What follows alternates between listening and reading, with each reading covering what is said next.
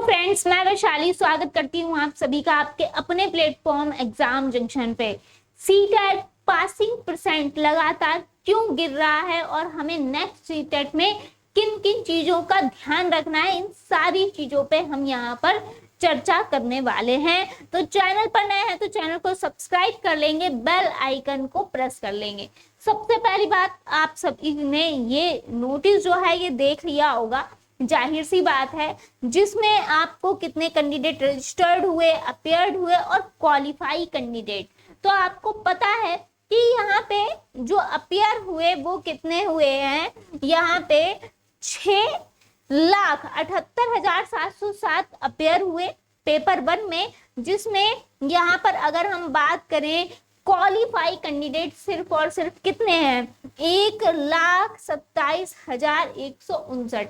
अगर हम बात करें कि यहाँ पर पेपर 2 की, तो यहाँ पर 14 लाख, क्योंकि पेपर 2 में पेपर चाहे बीएड वाले हो डीएलएड वाले हो दोनों ही अप्लाई कर सकते थे, जाहिर सी बात है। तो यहाँ पे 14,07,332 यहाँ पर कैंडिडेट जो है वो अपेयर्ड हुए। और यहाँ पे अगर हम बात करें पासिंग जो है, ये सिर्फ और सिर्फ 2,39,120 बच्चे। तो अगर हम बात करें तो 17 और 18% पे यहाँ पर रिजल्ट जो है ये लटक जाता है। तो यहाँ पर अगर हम बात करें पास क्वालिफाई, यहाँ पर क्या है 17% और 18%। सपोज दैट अगर हम यहाँ पर बात करते हैं तो ये जो रिजल्ट आया है इसकी यहाँ पे मेन प्रॉब्लम क्या है, इतना पासिंग परसेंट ये लगातार जैसे हर बार की तरह यहाँ पे पास परसेंट कम क्यों इतना आ रहा है, क्यों? क्योंकि ये सिर्फ क्वालिफाई बेस्ड एग्जाम है। लोग कहते हैं कि बहुत आसान है, फिर भी पासिंग परसेंट यहाँ पे कम क्यों है? तो इसका रीजन यही है कि हम लोग जो हैं ऑब्वियसली है कि सीटेट को हल्के में ले लेते हैं, और यही कारण है कि यहाँ पर जो है पासिंग परसेंट लगातार गिर रहा है। अब यहाँ पर बात क्या आती है, जब हम पहले यहाँ पर आपने देखा होगा पहले के टाइम पे जो हम बात करें यहाँ पर 2016 की, 17 की, 18 की, उससे पहले की, तो यहाँ पे सीटेट आता था एकदम हलवा। यानी कि आपने सिर्फ टैग वर्ड्स देख लिए, आपने सिर्फ जो है थोड़ा बहुत पढ़ लिया, पेडागोजी एकदम नॉर्मल सी सिंपल सी पूछता था, आपने रटी रटाई चीजें देख ली और वही फैक्ट चीजें आपसे पूछ लिया। लेकिन अब यहाँ पे पासिंग परसेंट गिर क्यों रहा है?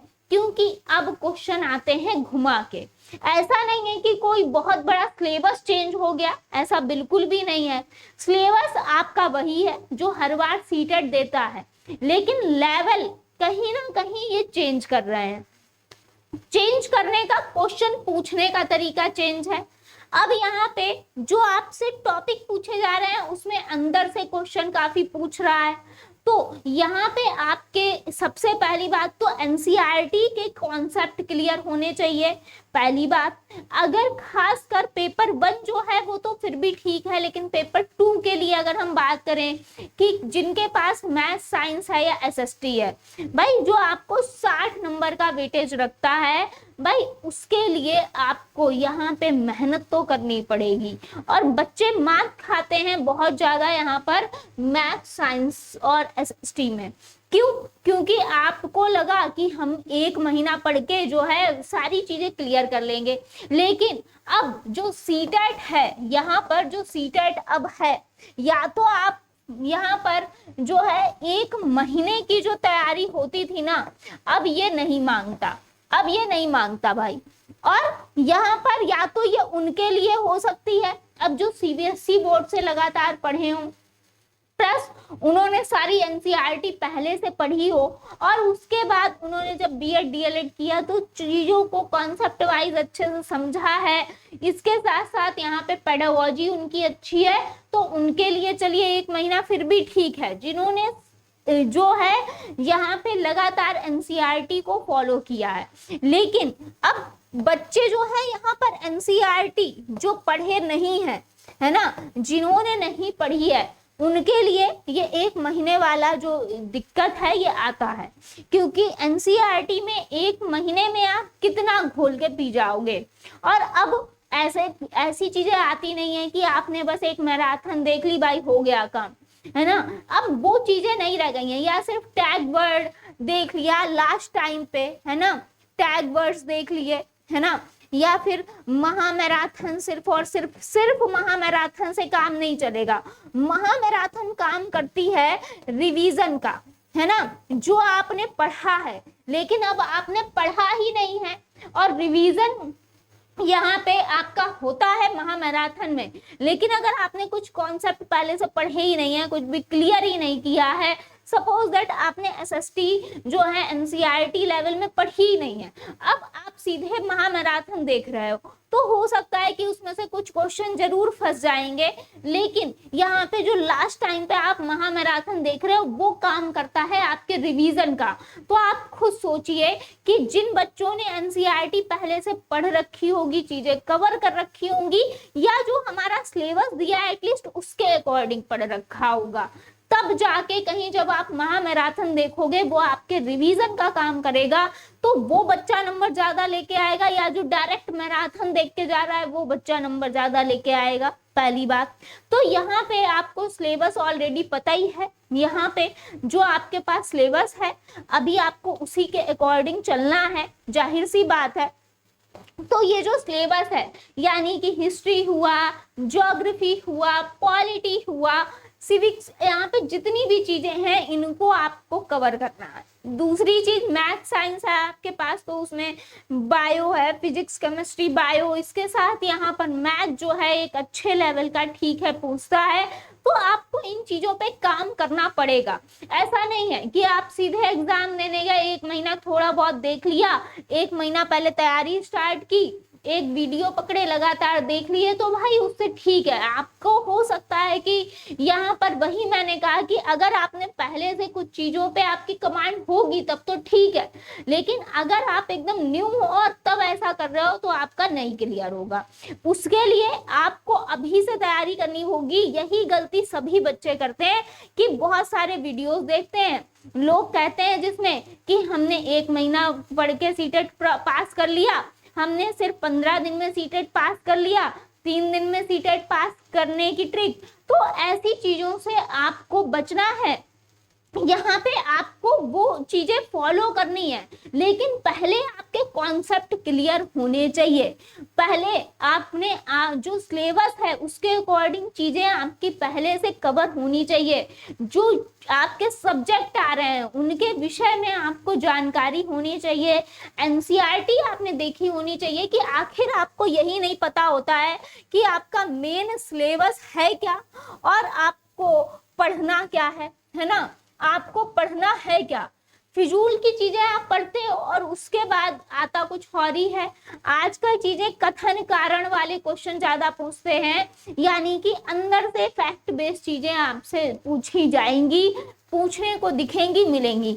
उसके लिए आपको सिर्फ ये करना है, जितने भी रिसेंटली प्रीवियस ईयर यानी कि जो अभी जुलाई में पेपर हुआ, उससे पहले जो पेपर हुआ, उससे पहले जो पेपर हुआ, आप उनको देखिए। यानी कि जो लेटेस्ट में आपके पेपर हो रहे हैं आप उनको देखिए कि आखिर सीटेट जो है किस तरीके के क्वेश्चन उठा रहा है, किस तरीके की चीजें यहाँ पे पूछी जा रही हैं।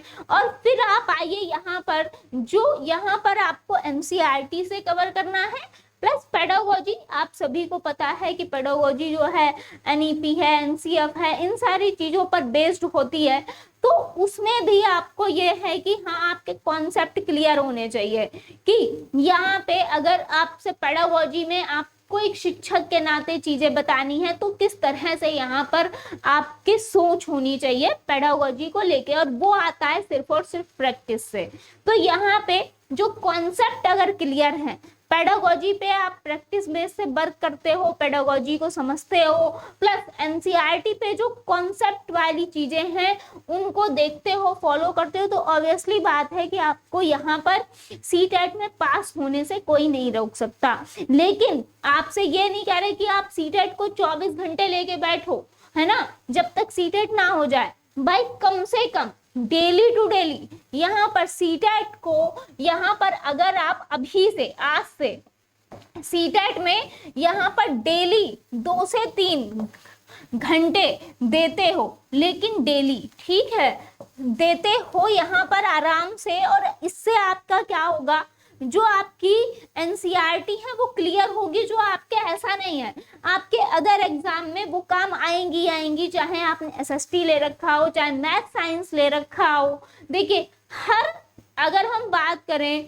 कि यहाँ पे ईवीएस हो या फिर अदर सब्जेक्ट हो जैसे सीडीपी है, आपने अगर कॉन्सेप्ट क्लियर हो करोगे तो हर चीज यहाँ पर, चाहे मैथ हो चाहे कुछ भी हो, हर सब्जेक्ट आपको, यहाँ पर ऐसा नहीं है कि आप अगर अभी से पढ़ोगे तो सीटेट पे हम टाइम वेस्ट करेंगे, ऐसा नहीं है। यहाँ पे 2 से 3 घंटे आप सीटेट को अगर अभी से देते हो तो नेक्स्ट सीटेट आपका बहुत जल्द आने वाला है, जो कि दिसंबर में होने की संभावना बिल्कुल है। तो दिसंबर में आपका पेपर होगा। अभी से आप अगर यहाँ पे टाइम टू टाइम एनसीईआरटी पे वर्क करते हो, और बाद में फिर आपकी जो प्रैक्टिस है, प्रीवियस ईयर है, वो सब तो आप करते रहोगे, लेकिन आपको कॉन्सेप्ट पे अभी से यहाँ पे 2-3 घंटे ये जो है एनसीईआरटी पे अगर आप दे देते हो तो आप जो यहाँ पे है सीटेट की तो आपकी तैयारी होगी ही होगी, उसके अलावा जो अलग भी आपके एग्जाम होंगे उसकी भी आपकी तैयारी यहाँ पर हो जाएगी। तो आई होप आपको चीजें क्लियर हुई होंगी। मिलते हैं नेक्स्ट अपडेट के साथ। अगर हम बात करें कि यहाँ पे आपको अभी से तैयारी करनी है, इसके साथ आपकी जल्दी से जल्दी यहाँ पर क्लासेस भी स्टार्ट होने वाली हैं, तो आपकी क्लासेस बेहतरीन तरीके से होंगी, जिस तरीके से होती थी उसी तरीके से आपकी क्लासेस होंगी।